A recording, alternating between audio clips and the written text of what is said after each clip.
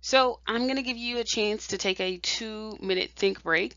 And in this think break, I want you to think about stereotypes. So stereotypes of other people, stereotypes of yourself, stereotypes that you know about. Thanks. So now I want to talk about stereotype threat, which is a theory that again is really robust. It's been shown to be a factor in a lot of phenomena. So let me talk about it. So stereotype threat is a situational, it depends on the situation, let me stress that, predicament in which individuals are at risk of confirming negative stereotypes about their group. It is the resulting sense that one might be judged in terms of negative stereotypes about one's group instead of on personal merit. This added stress can end up impacting how the person actually performs in a particular situation. And so the way stereotype threat works is that a person has both the ability to diagnose the situation, meaning that they understand that this let me say this. Let me start off by saying a person is aware of a stereotype about them, right? They also have the ability to diagnose the situation and say, in this particular situation, I am at risk of confirming a stereotype. That's what's going on in the box in the left. What then happens, right, when both of those things are taken together is that the person feels some type of self-threat, right? So they feel threatened, right? At the end of the day, whatever I do, I'm just going to confirm that stereotype. People are going to judge me based on this stereotype. No one is considering who I am as a person or my own personal merit. And based on kind of that self-threat, according to Steele and Aronson, as well as I should say Steele and then later Steele and Aronson, as well as other researchers who've looked into this phenomena, a variety of things can happen.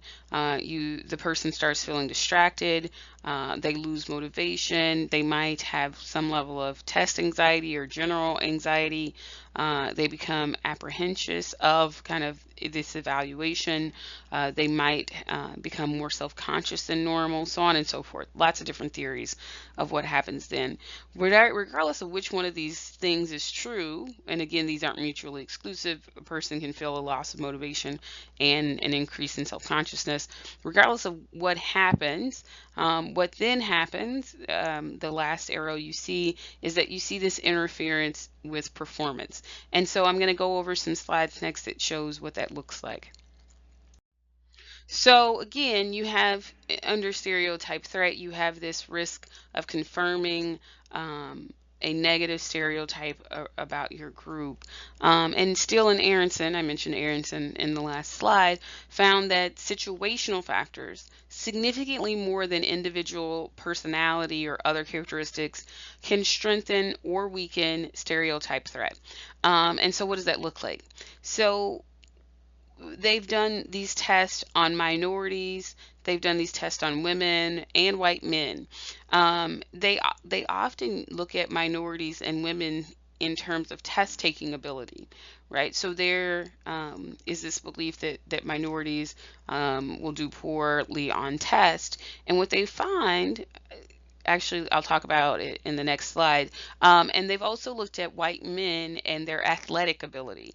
I'll talk about this one because I don't talk about it on the next slide. So what they find, and this is kind of an interesting example, is if they take white men and they put them, let's say, on a golf course. They've used golf course, or they've also done basketball arena, whatever you want to do, or court, whatever you want to do.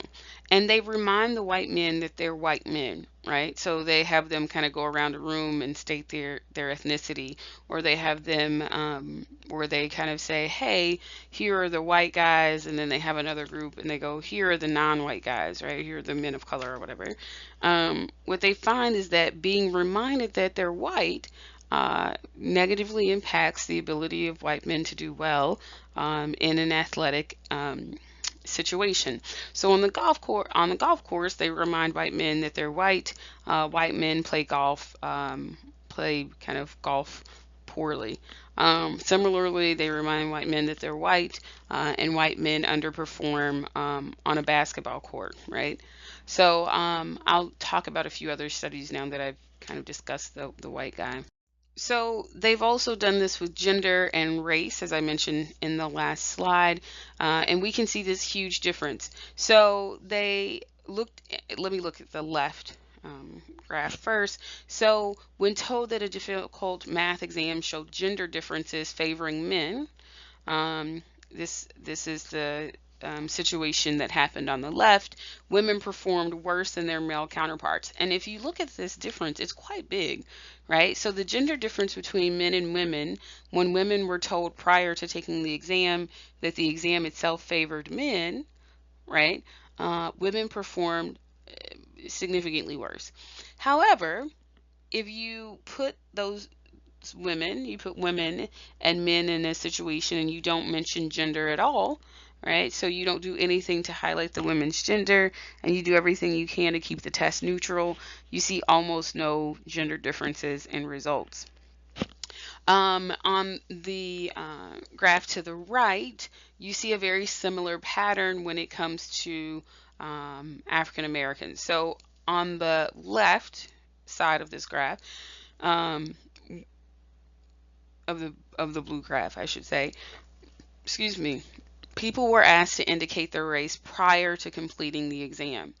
And as you see, when you're asked to complete your race prior to completing the exam, Black participants did extremely poorly compared to white participants. However, that gap lessened quite a bit when you took away the prime, right? And so I'll move to the next slide before I kind of talk about what I think some of this means. So you can see whether it's the example with the white men, whether it's the example with the women, or the example with people of color, that being reminded of a stereotype against you, or put in a situation where you have the opportunity to confirm a stereotype, can be quite problematic, and it can create, a drop in performance, and in a lot of cases a significant drop in performance. But in addition to this drop in performance, stereotype threat has some other consequences that are also negative. Research has shown that it reduces learning and persistence. People will give up because they think that it's not worth it. They're going to always confirm this stereotype. It reduces feelings of belonging in consumers. It also has some subtle negative effects, right? So people who are at risk of confirming stereotypes can be reluctant to take leadership roles, right? Because they don't want to confirm stereotypes when in a leadership role. It discounts performance, right? We talked about this. It decreases, or oh, I'm sorry, wrong thing. It discounts performance, meaning that people will then say, it doesn't really matter how I do on this test, for example. I'm still gonna, I'm still going to confirm stereotypes. It also leads students not to speak up in class. So things to consider. Research has shown that there are ways to minimize stereotype threat. One way to minimize stereotype threat is to provide information about stereotype threat. So people who know about stereotype threat are less likely to be affected by these stereotype threat primes, right? Or situational issues, or situations, I guess I should say. You can reframe the task as opposed to saying, hey, this task is going to be related to your ethnicity or your gender or whatever it is. You can reframe that and say, this is a task that has nothing to do with a person's gender, or blah, blah, blah. You can de-emphasize the threatened social identities. So one thing that you could do is, rather than kind of looking at people and saying, oh, you're this ethnicity, or oh, you're this gender, you could talk about something else, like, oh, you like Star Trek, right? right? Or, oh, how many people like Star Trek? These are our Trekkies and these are our non-Trekkies, as opposed to these are our people of color and non-people of color. These are our women and these are our men. You can also do more to encourage self-affirmation. Making people feel good about themselves and boosting self-esteem can really help with stereotype threat. You can emphasize high standards with assurances about capability for meeting those high standards, right? You can tell people this test is hard, but I know you can do it. And then last but not least, you can provide consumers with role models. One reason that as marketers we would be concerned with stereotype threat, we know that we have some marketers like myself who are interested in social marketing, right? But two, we also know that there are many instances where people will feel as though they have the opportunity to confirm a stereotype, and that might influence whether or not they decide to do things like shop in your store or spend money at your company or even kind of go to your store or these kind of things. So it's always really important to kind of think about these psychological issues or situations or kind of psychological matters and how they affect consumers.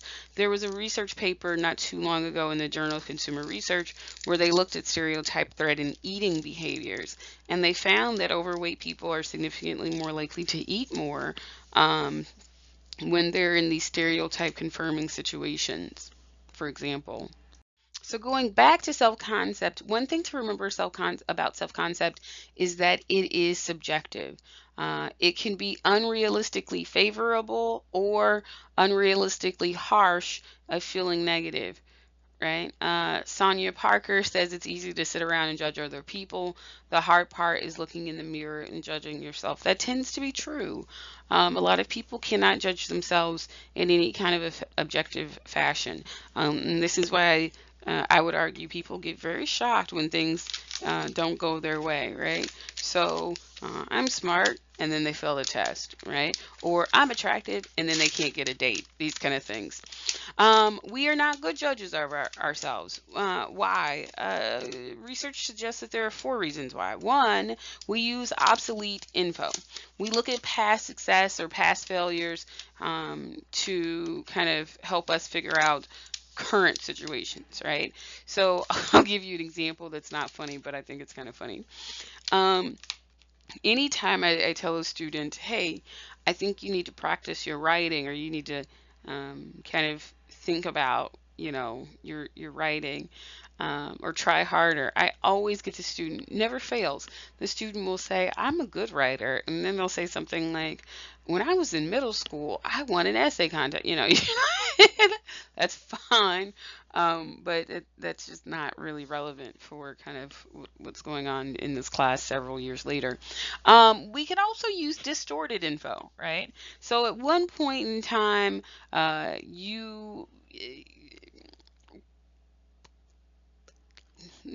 not even use that as an example. We can use distorted info, right? So we might have feelings that we're super attractive, right? Like we're really attractive. We look in the mirror and we're constantly getting compliments about ourselves or giving ourselves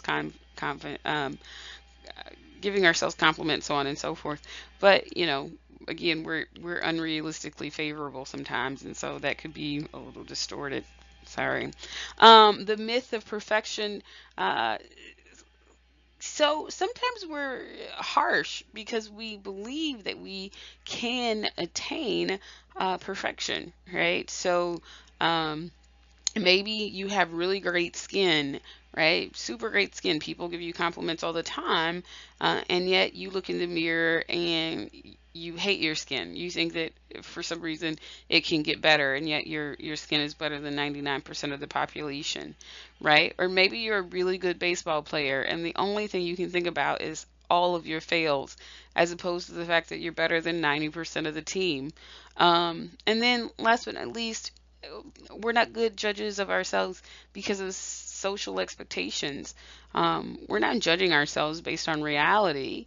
We're judging ourselves based on what society says we should be, right? So if society says you should, be a woman who is 5'2" and weighs, 88 pounds, and that's not you, you're going to judge yourself harshly. At the same time, if society says that as a man, you should know how to like fix your own car and, be handy around the house, you might judge yourself a little bit more harshly if you can't do those things.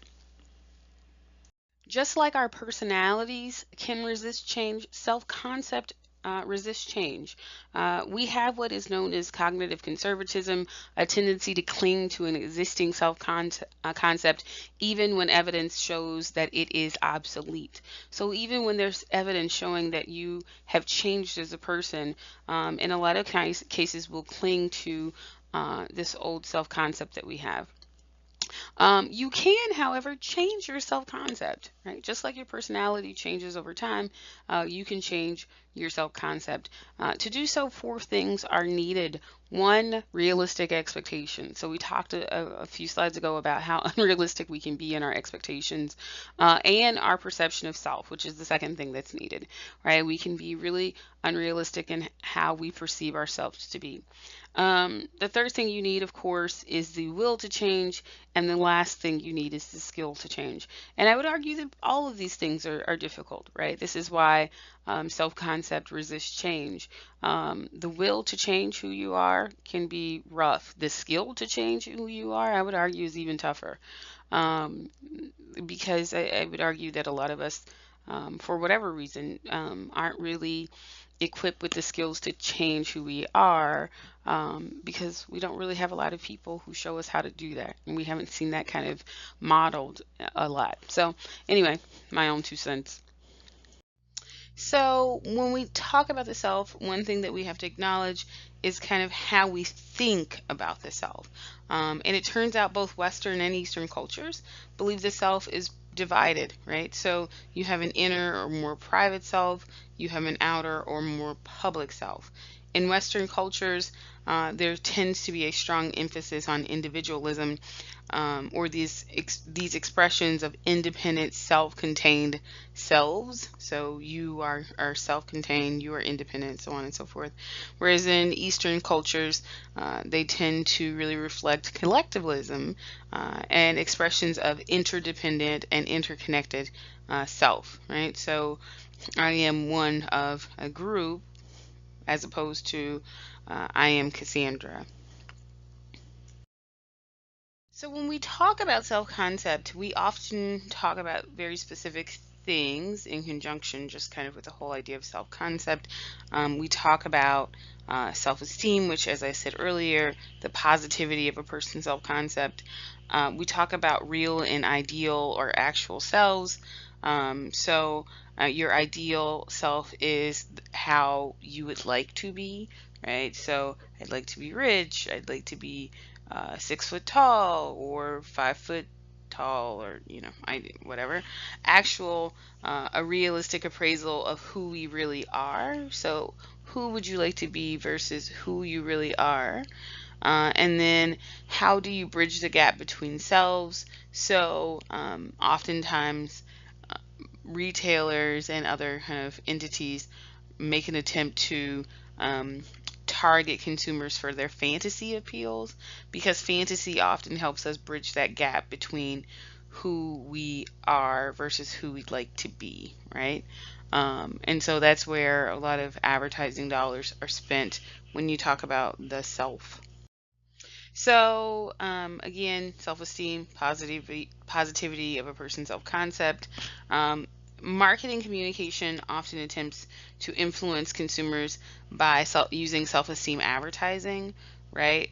So they try to change product attitudes by stimulating positive feelings about the self, right? So, for example, Dove went on a campaign that they called Real Beauty, and they used women, real quote unquote real women, to show that you should feel good about yourself, and that Dove will help you feel good about yourself, regardless of kind of if you meet the model standards or not, right?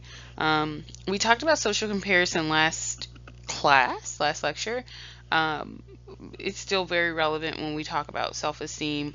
There's a ton of research that discusses how we achieve self-esteem, high or low levels of self-esteem, and how social comparison is a big part of that, right? So if I compare myself to someone who is quote unquote better than me on certain attributes or characteristics, versus if I compare myself to someone who is worse off, which one of those situations brings about high or versus low self-esteem?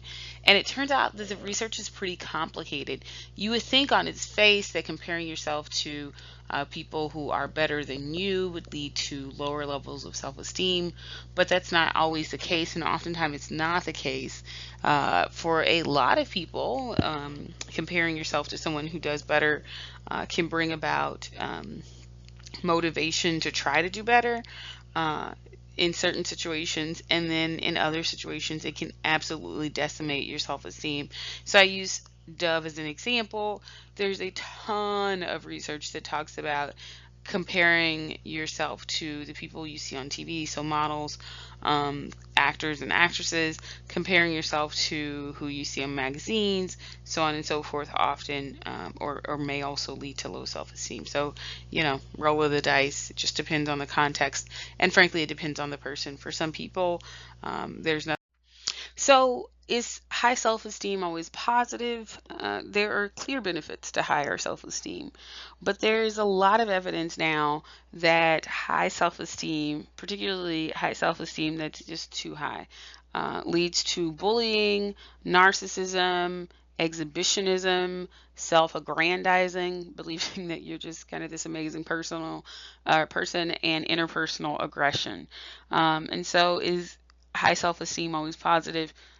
The answer is no. Usually higher self-esteem is good, but once it reaches too high of a point, that's when things go really wrong.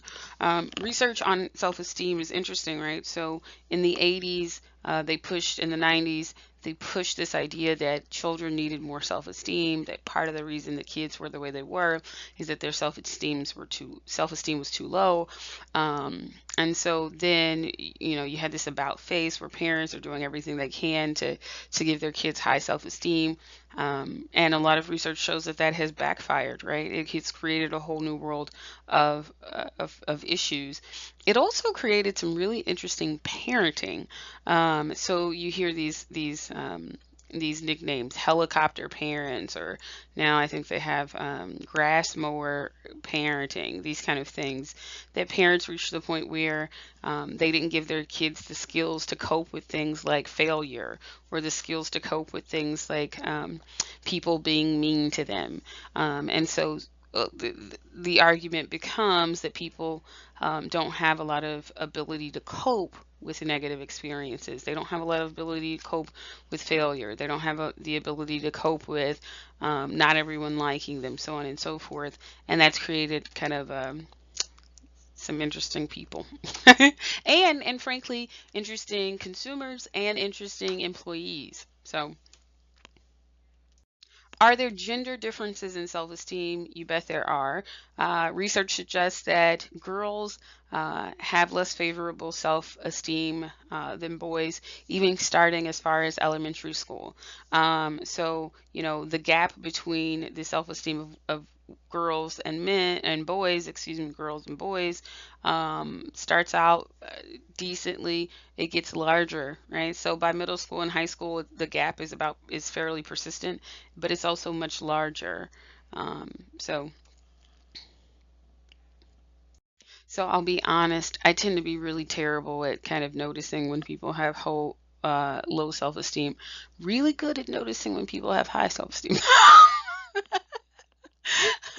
The opposite tends to be true when people have low self-esteem, and I'll tell you why. So they say that manifestations of low self-esteem usually mean that the person or can be seen when people are passive, when they're excessively dependent, when they have difficulty making decisions, when they're hesitant to express views, when they're critical of the self or to the self, they lack self-confidence, so on and so forth. But oftentimes, so you can kind of read the rest of that yourself. Oftentimes, though, when I'm around people and they're being like major not great people, right? I mean, major not great people. The type of people who, are super argumentative about, everything. People who, start doing stuff like questioning my abilities, or questioning anybody's abilities, or they're really horrible in group settings, right? I mean, I've just seen a lot of things. Other people will say that person just has low self-esteem. And I'm always like, really? I mean, I didn't get that impression. I would have said maybe their self esteem is too high. And people were like, no, no. People who act like that, they're just doing it to hide the fact that they have low self esteem. And I'm like, oh, this happens so many times to me. And I'm the only person who's like, oh, is that what's going on? It's always, I mean, this happens a lot. All right. One thing that's interesting when we talk about self-esteem and we talk about self-concept, I should say, and self-esteem, are the biases that we have. And oftentimes we have very self-serving biases. Remember, our goal as consumers and as people in general is to maintain some level of some higher level of self-esteem. So what do we do to achieve higher levels of self-esteem? We tend to overrate ourselves. So we rate ourselves quite highly. We tend to blame our failures on others, rather than accepting the blame for ourselves. But we, at the same time, tend to claim our victories. So even if we won by pure luck or by chance, or if luck or chance played a part of it, we still kind of say, hey, I won. So we do this a lot. Remember, as humans, our goal is to maintain high self-esteem. Most consumers have high levels of self-esteem. People or consumers who are depressed, that this is not the case. They often don't have higher levels of self-esteem, but the average consumer does, and they often do these three things: overrate ourselves, blame our failures, claim our victories. So, other than self-serving biases, I'm only talking about a few.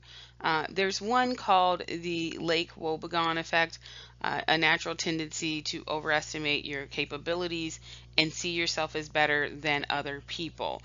This is also called the above average effect. And it's based on, the kind of name is based on a book that had a town called Lake Wobegon. And in it, there was this really interesting line: all the women are strong, all the men are good looking, and all the children are above average, right? So in this particular town, just like every other town in America, everyone is above average. So think about what that means, right? So if everyone is above average, we can even look at it from a class perspective. If everyone is above average and average is a C, then how do we have an average if everybody's above that? That's not average, right? So there are a lot of examples of the Lake Wobegon effect, and the above average effect. Again, just two sides of the same coin. So one, there was a survey of high school students. They asked them if you were above or below average in leadership ability. Only 2% of the students who were surveyed, and I think there were hundreds of students, reported that they were low or below average in leadership quality. That means 98% of those students surveyed said that they were above average when it came to leadership quality. If 98% of students are walking around thinking that they are above average in leadership quality, then what does that mean? But think about what that means in general. So think about it for a second. A second study of convicted prisoners, where they asked the prisoners to rate themselves, turned out very similar. The prisoners tended to rate themselves as more moral, more trustworthy, more honest, so on and so forth, than other prisoners, which, okay, we tend to rate ourselves higher than our group members. That's fairly normal. What's interesting, though, is that prisoners also rated themselves as above average when compared to non-prisoners. Now, I'm not saying, and I don't think the authors of this study were saying, that just because you go to prison doesn't mean you aren't kind or even kinder than the average person in the population.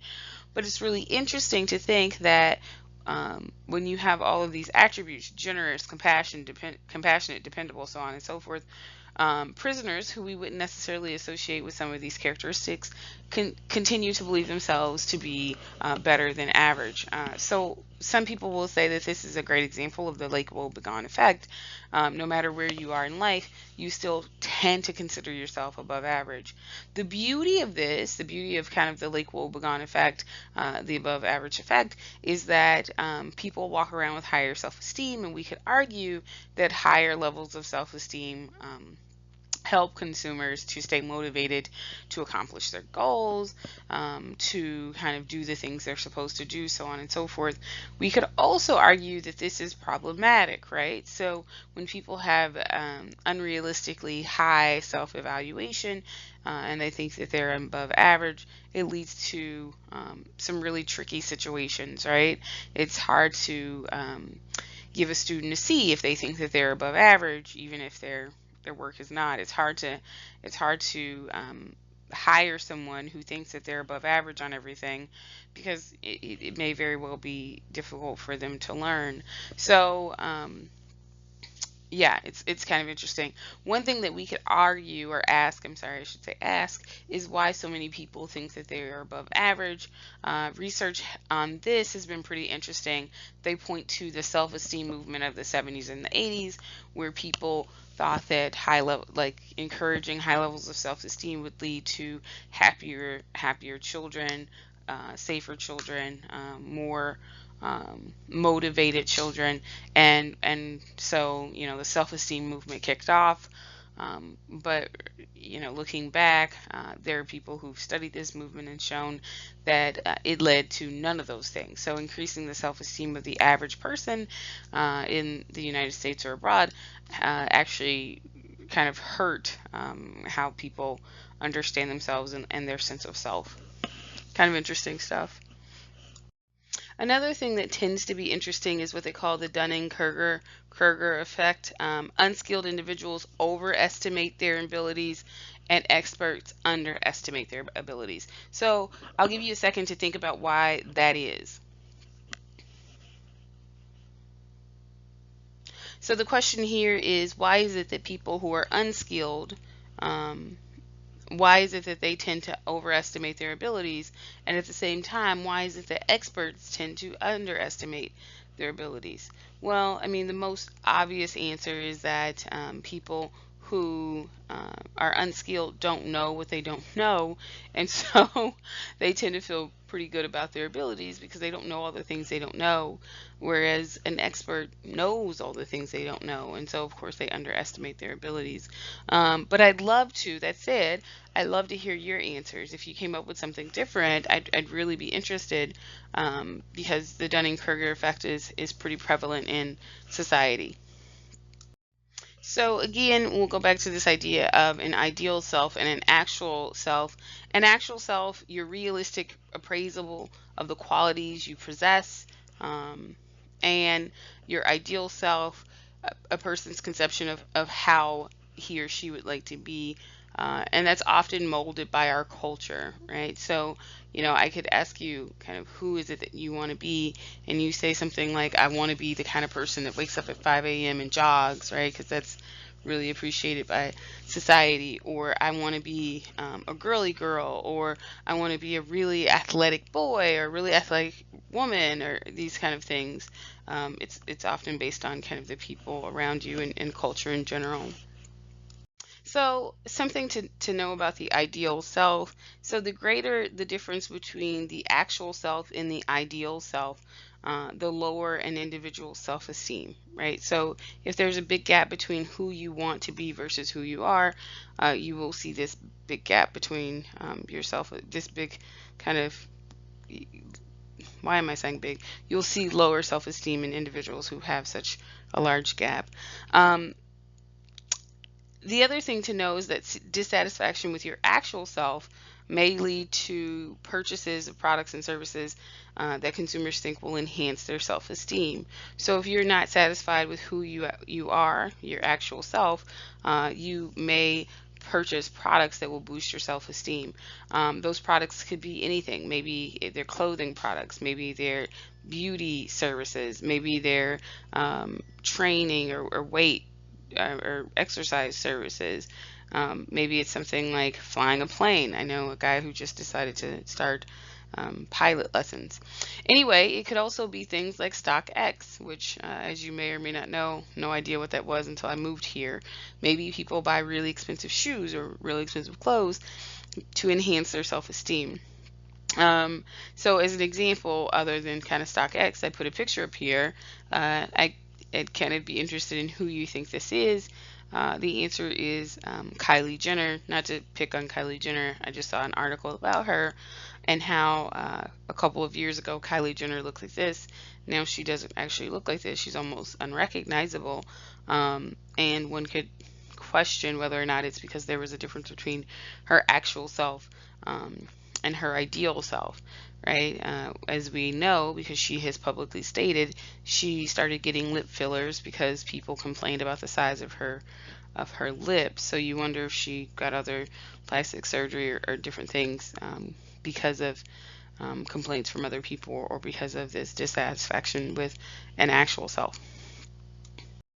So often we engage in what they call impression management, the process of managing what other people think of us. So, what researchers have said and what kind of has been found is that presenting who you truly are makes us as consumers vulnerable. So we tend to act according to society expectations, right? We tend to wear masks, we tend to remain enigmas, right? And what's really interesting is that if you kind of think about it, and research has shown this to be true, the idea is that being able to participate in impression management or managing what other people think of us is a sign of maturity, and it often is a sign of sensitivity. One thing to note, however, is that sometimes we actually don't know who we are.